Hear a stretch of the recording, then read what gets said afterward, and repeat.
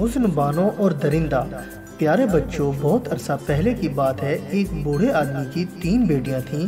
وہ آدمی ایک دن سفر پر جانے لگا تو اس نے اپنی بیٹیوں سے پوچھا کہ وہ کیا منگوانا چاہتی ہیں۔ اس کی دونوں بڑی بیٹیوں نے کہا کہ وہ کپڑے اور زیور منگوانا چاہتی ہیں، مگر اس کی سب سے چھوٹی بیٹی جو سب سے زیادہ خوبصورت اور فرما بردار تھی، اس نے گلاب کے پھول منگوائے۔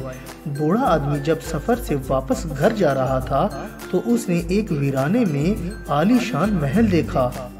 وہ محل کے اندر چلا گیا۔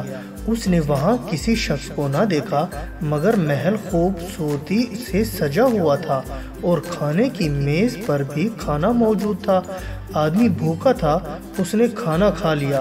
جب وہ محل سے نکلا تو اس نے محل کے باغ میں سرخ گلاب کے پھول دیکھے اور اسے فوراً اپنی بیٹی کی فرمائش یاد آ گئی۔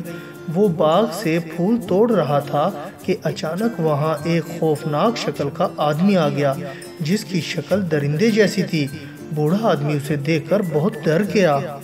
درندہ غصے سے بولا، تم نے میرے محل سے کھانا کھایا اور اب تم میرے باغ سے پھول توڑ رہے ہو، کس کی اجازت سے؟ بوڑھے آدمی نے ڈر کے مارے کچھ نہ کہا تو درندہ دوبارہ غصے سے بولا، اب تمہاری سزا ہے کہ اگر تمہاری کوئی بیٹی ہے تو وہ میرے ساتھ یہاں آ کر رہے گی، ورنہ میں تمہیں زندہ نہیں جانے دوں گا۔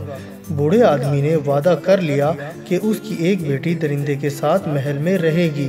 جب وہ گھر پہنچا تو اس نے اپنی تینوں بیٹیوں کو اس حادثے کے بارے میں بتایا اور پوچھا کہ ان میں سے کون درندے کے ساتھ رہنے کے لیے تیار ہے۔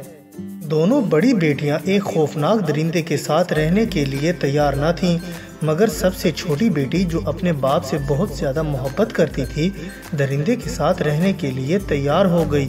بوڑھا آدمی اپنی بیٹی حسن بانو کو وعدے کے مطابق درندے کے محل میں چھوڑ آیا۔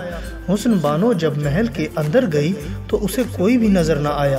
دراصل درندہ بوڑھے آدمی اور اس کی بیٹی کو آتے ہوئے دیکھ چکا تھا، اس لیے وہ ایک پردے کے پیچھے چھپ گیا، کیونکہ وہ جانتا تھا کہ دوسروں کی طرح حسن بانو بھی اسے دیکھ کر ڈر جائے گی۔ حسن بانو گھومتے پھرتے اسی کمرے میں پہنچ گئی جہاں درندہ چھپا ہوا تھا۔ اسے پردے کے پیچھے 2 چمکتی ہوئی آنکھیں نظر آئیں۔ حسن بانو نے اسے پکارا، آپ جو کوئی بھی ہیں پردے سے باہر آ جائیے۔ یہ سن کر درندہ پردے کے پیچھے سے باہر آ گیا۔ حسن بانو اسے دیکھ کر ڈر گئی، لیکن جب اس نے درندے کے ساتھ رہنا شروع کیا تو اسے معلوم ہوا کہ یہ درندہ بہت اچھا اور مہربان ہے۔ آہستہ آہستہ حسن بانو کا ڈر دور ہونے لگا۔ درندہ ہر روز حسن بانو کو ایک گلاب کا پھول پیش کرتا، جسے وہ مسکرا کر قبول کر لیتی۔ ایک دن درندے نے حسن بانو سے کہا کہ وہ اس سے شادی کرنا چاہتا ہے، مگر حسن بانو نے انکار کر دیا۔ اس کے انکار پر درندے نے کچھ بھی نہ کہا۔ دن اسی طرح گزرتے تھے کہ ایک دن حسن بانو نے گھر واپس جانے کی خواہش ظاہر کر دی۔ اس کی بات سن کر درندہ اداس ہو گیا، مگر حسن بانو نے اس سے وعدہ کیا کہ وہ واپس ضرور آئے گی۔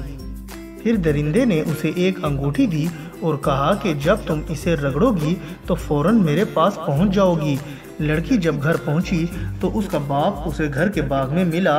حسن بانو نے اسے محل میں گزارے ہوئے تمام دنوں کے بارے میں تفصیل سے بتایا۔ اب حسن بانو نے اپنے باپ اور بہنوں کے ساتھ رہنا شروع کر دیا اور وہ مکمل طور پر درندے کو بھول چکی تھی۔ ایک دن اس نے ایک خوفناک خواب دیکھا کہ درندہ بہت سخت بیمار ہے۔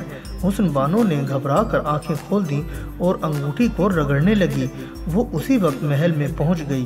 حسن بانو نے درندے کو ہر طرف ڈھونڈا، تب وہ اسے ایک ویرانے میں بے ہوش پڑا ملا۔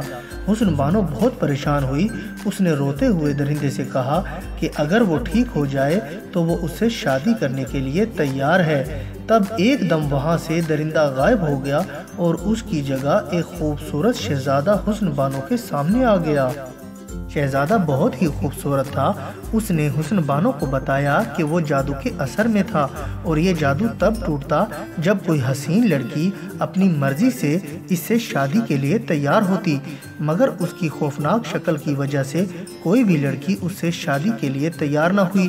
اب حسن بانو اس سے شادی کے لیے تیار ہوئی تو جادو کا اثر ختم ہو گیا۔ حسن بانو نے شہزادے کے ساتھ شادی کر لی اور پھر وہ سب ہنسی خوشی رہنے لگے۔